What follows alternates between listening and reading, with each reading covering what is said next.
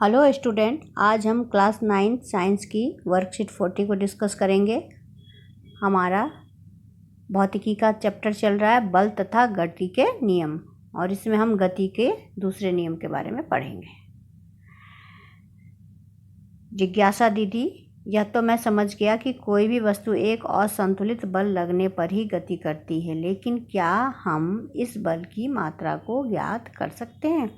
जैसे कि पिछली वर्कशीट में पढ़ा था कि जब तक किसी भी वस्तु पर संतुलित बल लगता रहेगा उसमें कोई भी मूवमेंट, कोई भी गति नहीं होगी, संतुलित हो जाएगा बल इसलिए। लेकिन जब असंतुलित बल लगेगा, बलों का संतुलन नहीं होगा, आपस में ज़्यादा कम होगा, तो फिर वो वस्तु गति करेगी। लेकिन क्या हम इसको नाप सकते हैं, जान सकते हैं? यह समझने के लिए हमें गति के दूसरे नियम को जानना होगा। दूसरा नियम क्या कहता है? दूसरा नियम ये कहता है कि किसी वस्तु के संवेग में परिवर्तन की दर उस पर लगने वाले असंतुलित बल की दिशा में बल के समानुपाती होता है। यानी कोई भी वस्तु जो चल रही है तो उसमें जो संवेग में चेंज होता है वो कितना होता है और किस दिशा में होता है, तो वो और उस पर जो भी असंतुलित बल लगता है उसी की दिशा में बल के समानुपाती होती है। इस नियम ने वस्तु के द्रव्यमान एवं उसके वेग से संबंधित एक राशि प्रस्तुत की जिसे संवेग कहते हैं। इस नियम के अकॉर्डिंग क्या हुआ, हमें एक नई राशि प्राप्त हुई जिसको नाम दिया गया संवेग। संवेग क्या है? मात्रा गुणे वेग, है ना। यहाँ पर देखिए, यह एक सदिश राशि है। सदिश राशि यानी कि इसमें मात्रा और दिशा दोनों का ज्ञान होता है ना, कि कोई भी वस्तु जो है किस दिशा में चल रही है, कितनी गति से चल रही है, इसकी दिशा वस्तु के वेग की दिशा में होती है, और संवेग की जो दिशा होती है वस्तु के वेग की दिशा में होती है। किसी वस्तु का संवेग को p से डिनोट किया गया है, मात्रा को, द्रव्यमान को m से और वेग को v से। तो जो संवेग होता है वो मात्रा गुणे वेग, इसी को संवेग कहते हैं। इसका SI मात्रक क्या है? किलोग्राम मीटर प्रति सेकंड। मात्रा m है, द्रव्यमान, तो m का यूनिट हो गया किलोग्राम और वेलोसिटी का मीटर प्रति सेकंड। यूनिट याद रखिएगा आप। अब इसको हम देखते हैं डिराइव कैसे किया जाता है। माना कि m द्रव्यमान, कोई वस्तु है जिसका द्रव्यमान m है और वो प्रारंभिक वेग u से चल रही है सीधी रेखा में। t समय तक चलने के बाद उस पर एक बल लगता है F, और उसका वेग u से क्या हो जाता है? v हो जाता है। तो जब वेग में परिवर्तन होता है, वही तो संवेग है, तो वस्तु का प्रारंभिक संवेग क्या होगा? द्रव्यमान, अभी आपने ऊपर पढ़ा, द्रव्यमान गुणे वेग। तो प्रारंभिक संवेग है, इसको P1 नाम दिया गया, और द्रव्यमान m और वेग प्रारंभिक u होता है, तो P1 बराबर mu। अब अंतिम संवेग क्या होगा? P2 बराबर mv। संवेग में परिवर्तन, तो दोनों का अंतर निकालेंगे, P2 माइनस P1। अब P2 यहाँ से देखेंगे mv और P1 mu, तो mv minus mu। m common ले लिया है तो m into v minus u हो गया। अब संवेग में परिवर्तन की दर, तो इसमें हम टाइम भी देखेंगे कि कितने टाइम में ये संवेग में परिवर्तन होता है और कितने टाइम तक बदलाव आता है। तो इसके लिए टाइम से हमने डिवाइड कर दिया। तो अब क्या हो गया? गति के दूसरे नियम से लगाया गया बल, ये F माना गया इसको, है ना। ये देखिए समानुपाती है, ये निशान जो है ये समानुपाती का है। ये हो गया मात्रा into v minus u by t, है ना। मात्रा या द्रव्यमान जिसको बोल सकते हैं m। अब यहाँ पर ये जो आपका समानुपाती का साइन है, इसको हटाने के लिए हमने एक कांस्टेंट रखा जिसको k कहा गया, k m v minus u by t। और v minus you by T क्या होता है, a होता है। ये हम पहले से ही हमने निकाला हुआ है। तो इस पूरे टर्म को हटा करके यहाँ पर a रख देते हैं, तो ये हो गया m a। अब यदि k का मान 1 हो जाए तो क्या हो जाएगा, ये सारा हट जाएगा, तो हो जाएगा f बराबर m a। तो ये बहुत ही इम्पॉर्टेंट डेरिवेशन है, f equal to m a। इसको अच्छी तरह से समझ लीजिएगा क्योंकि ये पेपर में आता है। अब है बल का मात्रक किलोग्राम मीटर पर सेकेंड स्क्वायर, या तो ये बोलिए या फिर न्यूटन कहा जाएगा, क्योंकि न्यूटन ने इसको इंट्रोड्यूस किया था इसीलिए। अब है गति के दूसरे नियम के दैनिक जीवन में प्रयोग। दैनिक जीवन के बहुत सारे उदाहरण हैं जिससे हमें गति के दूसरे नियम का आभास होता है। सबसे पहला है लंबी या ऊंची कूद में खिलाड़ी का बालू या कुशन पर कूदना। आपने देखा होगा, टीवी में देखा होगा कि ऊंची कूद या लंबी कूद जब खिलाड़ी करते हैं तो कूद कर जब गिरते हैं तो वहाँ नीचे या तो कुशन या रेता ऐसे डाल देते हैं ना, बालू होता। तो वहाँ ऐसा क्यों होता है? इसका कारण है कि जब खिलाड़ी लंबी कूद करता है और कूदने के बाद कुशन पर गिरता है तो उसका टाइम स्पेन जो है वो बढ़ जाता है। उससे क्या होता है, जो संवेग परिवर्तन की दर होती है वो घट जाती है, और इसके बाद कुशन जो उस खिलाड़ी के ऊपर फोर्स लगाता, बल लगाता, वो घट जाता है, और उसके कारण खिलाड़ी जो है वो सुरक्षित रहता है। दूसरा एग्जाम्पल दिया हुआ है, कराटे खिलाड़ी का पत्थर की स्लैब को झटके से तोड़ना। कराटे खिलाड़ी क्या करता है, बहुत तेज़ी से स्ट्राइक करता है और उसके हाथ का मोमेंटम जो है, संवेग जो है, बहुत ही कम समय में क्या होता है, जीरो हो जाता है, एकाएक जीरो हो जाता है, क्योंकि वो बहुत तेज़ी से स्ट्राइक करता है, हाथ मारता है। इससे क्या होता है कि जो पत्थर की स्लैब होती है उस पर बहुत ज़्यादा फोर्स लगता है और उसके कारण वह टूट जाती है। ये सारा काम इसलिए होता है क्योंकि वो बहुत ही झटके के साथ ये काम करता है, इसीलिए इतना ज़्यादा फोर्स क्रिएट होता है।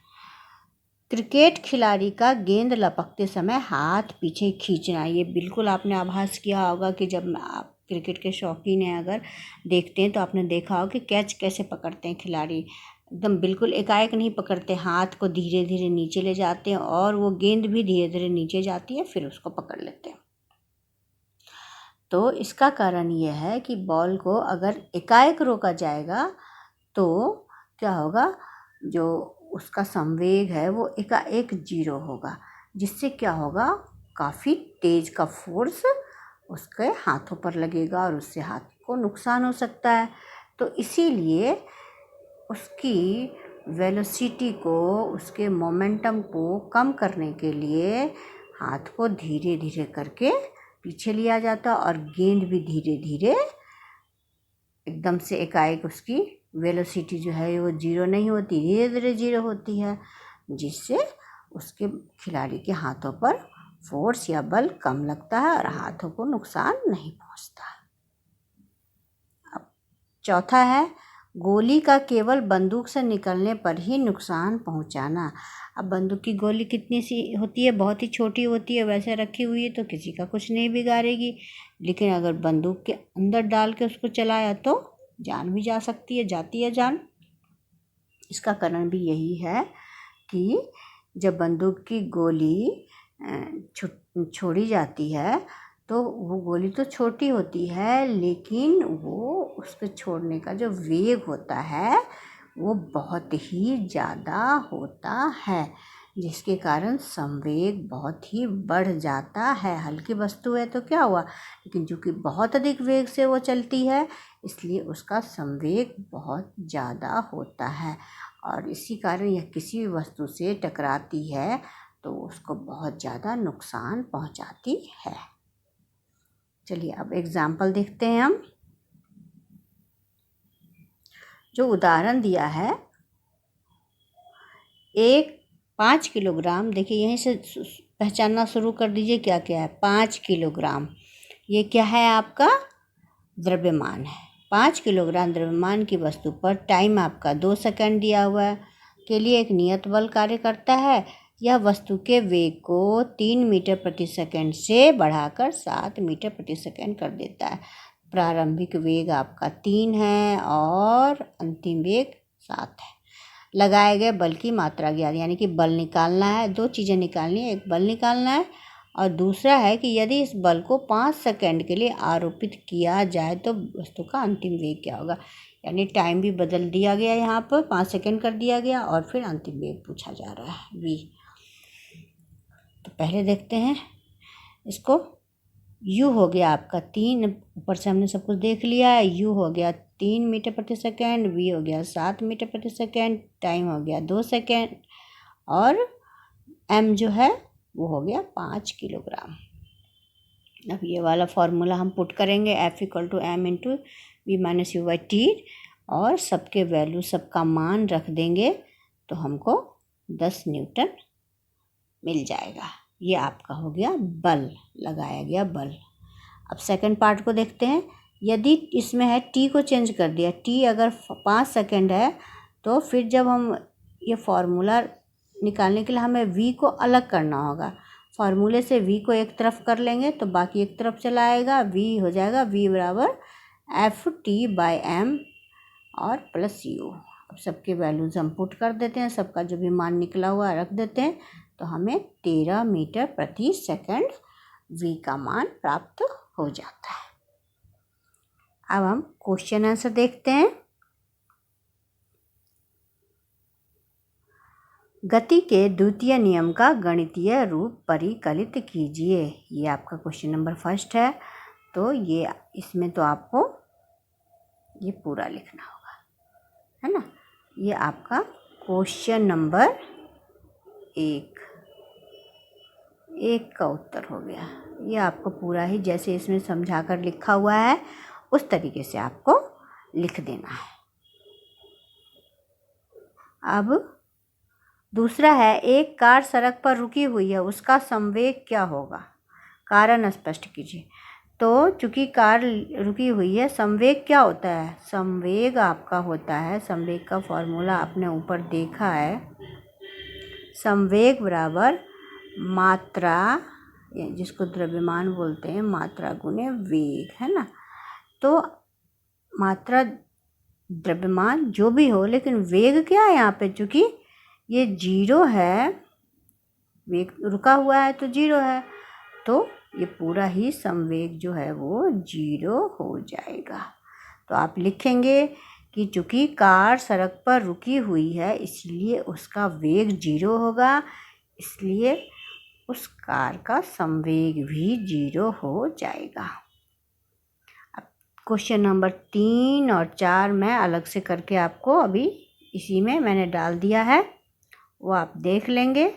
और 5 क्वेश्चन नंबर 5 जो है, संवेग को परिभाषित कर उसका मात्रक लिखिए।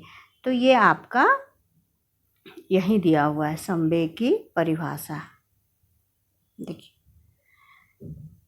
आपको ये लिखना होगा कि गति के दूसरे नियम ने वस्तु के द्रव्यमान और उसके वेग से संबंधित एक राशि प्रस्तुत की जिसे संवेग कहते हैं। किसी वस्तु का संवेग p उसके मात्रा और वेग का गुणनफल होता है। यह एक सदिश राशि होती है, इसकी दिशा, ये सारी बातें आप लिखेंगे और लास्ट में इसका SI मात्रक किलोग्राम मीटर पर सेकंड होता है। ये आपको क्वेश्चन नंबर 5 का उत्तर हो जाएगा। और बाकी 2 जो है वो अभी मैं इसी में नेक्स्ट स्लाइड में दिखाती हूँ आपको। प्रश्न 3 देखेंगे अब हम। इसमें है, वस्तु का द्रव्यमान 100 किलोग्राम, प्रारंभिक वेग 5 मीटर प्रति सेकंड, अंतिम वेग 8 मीटर प्रति सेकंड, समय हमारा 6 सेकंड। तो सबसे पहले हम प्रारंभिक संवेग निकालेंगे। तो ये हो जाएगा मात्रा यानी द्रव्यमान गुने प्रारंभिक वेग, 100 × 5 ये हो जाएगा 500। अंतिम संवेग हो जाएगा द्रव्यमान गुने अंतिम वेग, तो 100 × 8 ये 800 हो जाएगा। अब हमें बल निकालना है तो संवेग परिवर्तन की दर बटा समय। संवेग कितना कितना परिवर्तित हुआ है, 800 माइनस 500, अंतिम माइनस प्रारंभिक संवेग। तो 800 में से 500 घटा लिया हमने, 300 आ गया, 300 बटा 6 आ गया। अब इसको यहीं पे काट देते हैं, 50 बार में ये कट जाएगा, तो ये आपका आंसर हो गया 50 न्यूटन। ये क्वेश्चन नंबर 4 है, जिसमें आपको द्रव्यमान दिया हुआ है 1000 किलोग्राम और वेग दिया हुआ है 0.5 मीटर प्रति सेकेंड। हमें संवेग निकालना है, तो संवेग का फॉर्मूला लिख देंगे, मात्रा गुने वेग। अब ये मात्रा 1000 है और वेग है 0.5, तो 1000 गुने 0.5 करेंगे तो हमारा आ जाएगा 500 किलोग्राम मीटर प्रति सेकेंड। ये हमारा हो जाएगा, क्या हो जाएगा, संवेग हो जाएगा। यही आपका आंसर हो जाएगा।